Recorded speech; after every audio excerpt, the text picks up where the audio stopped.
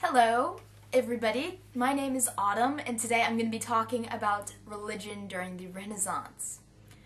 The Reformation, when the church, as in the Catholic Church, was split between the Protestants and the original Roman Catholics. For the past 2 days in my world history class, we have been taking notes on Martin Luther and recently some small notes on John Calvin. And here are some things we talked about in class and what was actually taught in my class and some of the reactions some of these students had. As a brief background, I would like to give some story about my family. My grandfather is a German immigrant. He came to the United States and he met my grandmother, who's the daughter of German immigrants. They married when she was 19 and they together had my father when she was 19. My father is the oldest of 4 children, and he grew up Lutheran.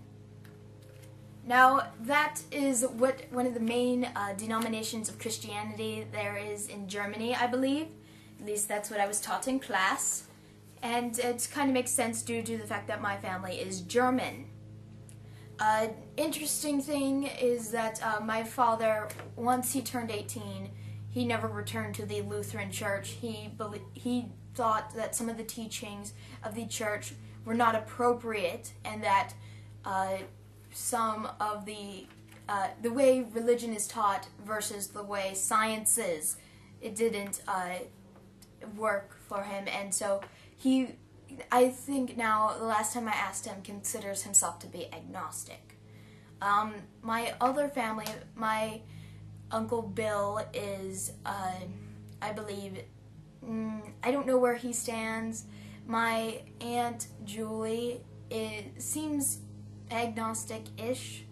That side of my family is vegan and vegetarian, but my Aunt Lori is extremely religious and actually converted to a slight form, like a lesser version of Amish. At least that's how it's been described to me.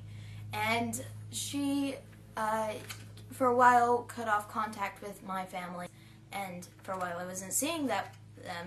And but eventually they did go back to being Lutheran, and they started talking to us again. So that's good for us. But that's my background story, and now we'll actually get into the learning part.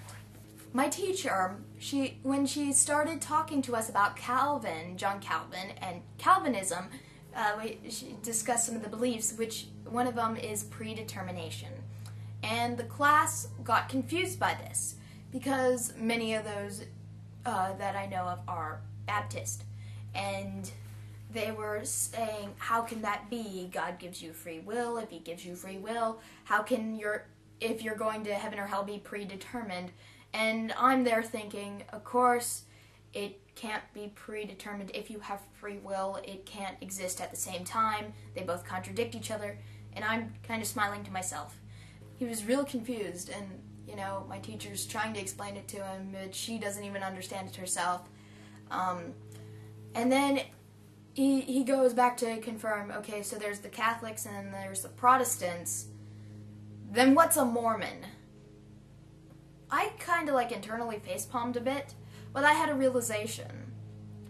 I am more exposed to the worldviews, the difference in worldviews, than most of my peers.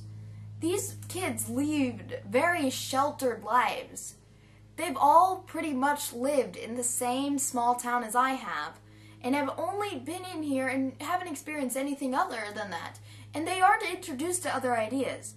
I actually go out looking for new things. I look for ideas, and I look for difference of opinions. But these kids never see that. And I had an aha moment where I was just like, that makes total sense. It just clicked in my head finally, that these kids aren't exposed to the multiculture. They aren't exposed. They don't know what it's like to be anything different, to have anyone believe anything different.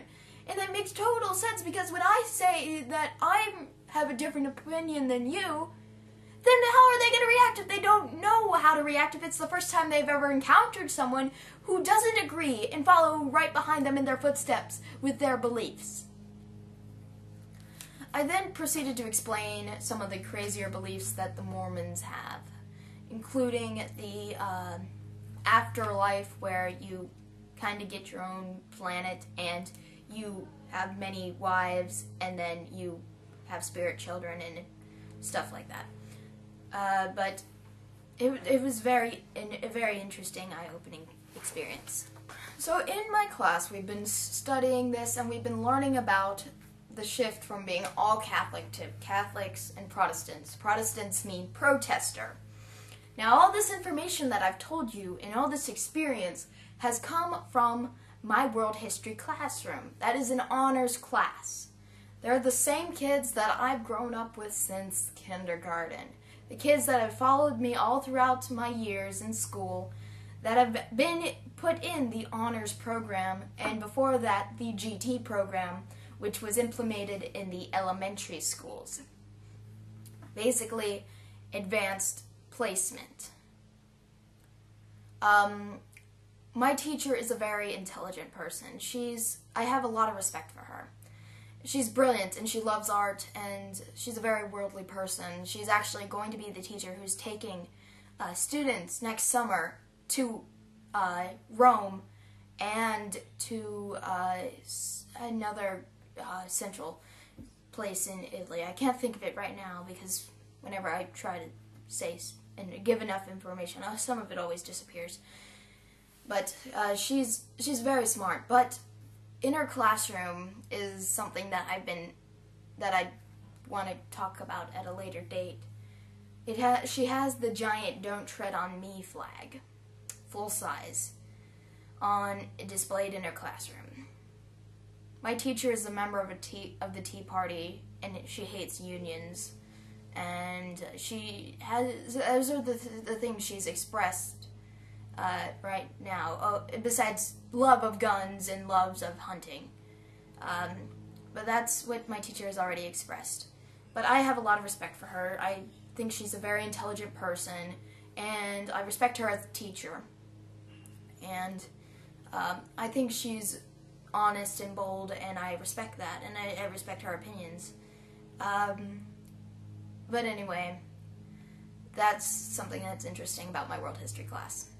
That's been my history lesson for you on, I guess, Lutherans, Protestants, Catholics, and of course, the population of South Carolina and what their youth believes in. That's all I got for you. I'll see you soon. Bye.